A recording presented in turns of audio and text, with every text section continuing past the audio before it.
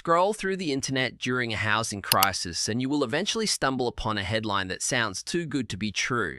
Australian local councils are giving away blocks of land for $0. For a generation locked out of skyrocketing city markets, trapped in endless rental queues and facing multi-million-dollar mortgages, it feels like winning the lottery. Free dirt. A blank canvas to build a home without a bank crushing your soul. Your brain instantly floods with a dangerous mix of disbelief and hope. Is this a glitch? A secret government rescue plan for everyday people? The unvarnished, sobering truth is that a $0 price tag in Australian real estate isn't a gift. It is a blinking warning light. Behind every free deed hides a web of strict legal obligations, hidden five-figure expenses, and logistical traps that can quietly bankrupt an unsuspecting buyer. If land is being handed away for free in Australia, why isn't every desperate renter packing their bags right now? And what is the actual catch that turns a $0 plot of land into a financial sinkhole? To understand how we reach the point where municipalities are practically begging people to take their land, we have to look at the severe demographic emergency gripping regional Australia. Across the country, small country towns are quietly bleeding out. As younger generations migrate toward coastal capitals for work, local schools are forced to shut down, businesses close their doors, and municipal rate bases shrink to dangerously low levels. To reverse this downward spiral, desperate regional councils rolled out a radical marketing strategy: $0 land schemes. The pitch is brilliant in its simplicity: come to our town, take a residential block for free, build a house, and revitalize our community. To someone crushed by urban housing costs, it sounds like an unmissable lifeline. But free property always demands a heavy, non-monetary currency. What does a local council actually expect from someone who accepts a free block of dirt? The answer lies not in generosity, but in a legally binding contract designed to force development at breakneck speed. The moment you sign the paperwork for a free block of land, you enter into a tightly restricted legal agreement known as a council covenant. This is where the first major trap springs shut. Unlike buying a traditional block of land where you can sit on the title as an investment or build whenever your finances allow, free land schemes come with aggressive, mandatory construction deadlines. Most covenanters legally compel the recipient to break ground within months and complete a fully habitable dwelling within 12 to 24 months. Think about what that means in practical terms. Transporting builders, concrete trucks, and framing materials to a remote regional location is an astronomical logistical challenge. If weather delays occur, supply chains stall, or your financing hits a minor bump and you miss that strict deadline, the penalties kick in immediately. You face severe financial fines, or, worse, a forfeiture clause, where the council legally repossesses the land, keeping any money you've already spent. How can a free block of land legally end up costing a buyer tens of thousands in penalty fees before a single wall is even framed? Because the clock starts ticking the second the ink dries, transforming a dream into a high-pressure race against the calendar. Suppose you manage to hire a contractor and secure your permits within the deadline.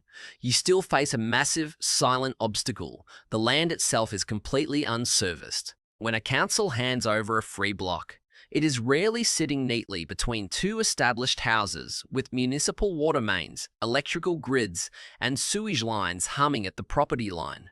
It is raw dirt, miles away from the nearest utility hookup. Installing independent off-grid solar arrays, heavy-duty septic systems, and massive industrial water storage tanks can easily run upwards of $50,000 to $100,000. Add in mandatory local council development application fees, specialized geotechnical soil testing, and engineering certifications required for remote builds, and you quickly realize that the utility connection quotes are higher than the price of an ordinary suburban block. If the land is free, why are you suddenly draining your life savings just to turn on a light bulb or flush a toilet? Because infrastructure doesn't magically appear in remote areas. Someone has to pay to drag it across the outback.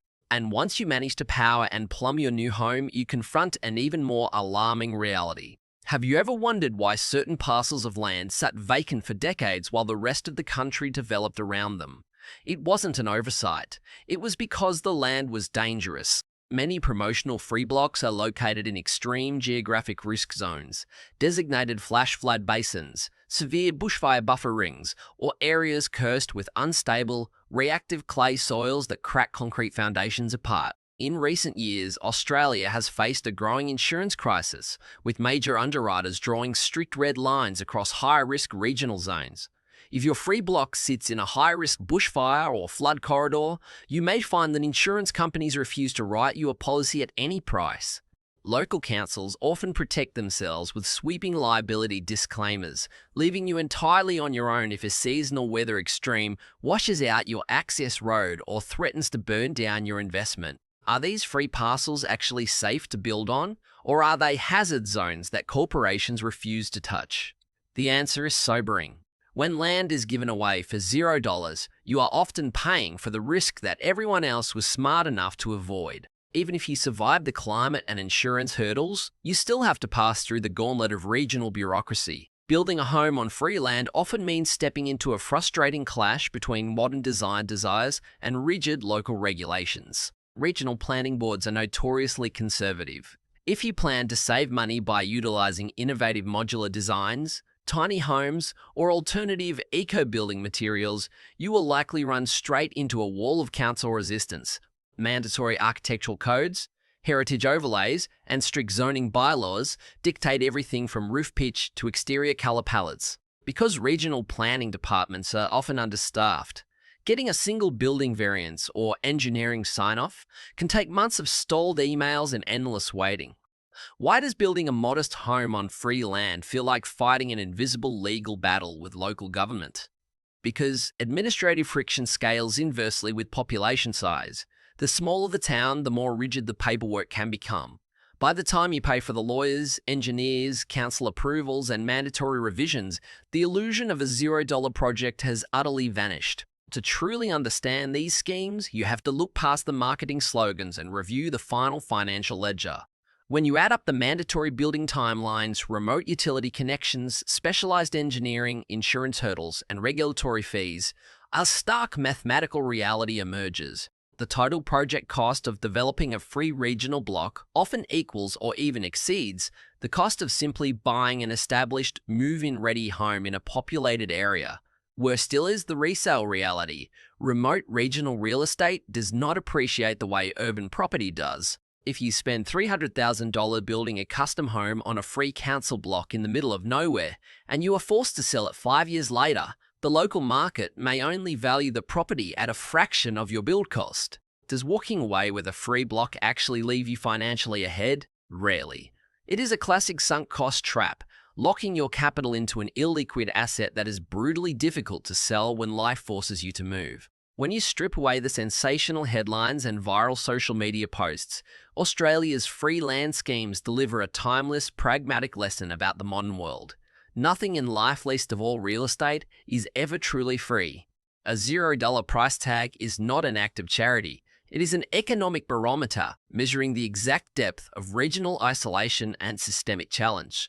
Ultimately, the allure of free land reminds us of our deep, enduring human desire to carve out a secure place to call our own. But it also serves as a permanent warning. When something seems too good to be true, you aren't escaping the system. You are simply paying for it in ways you never expected.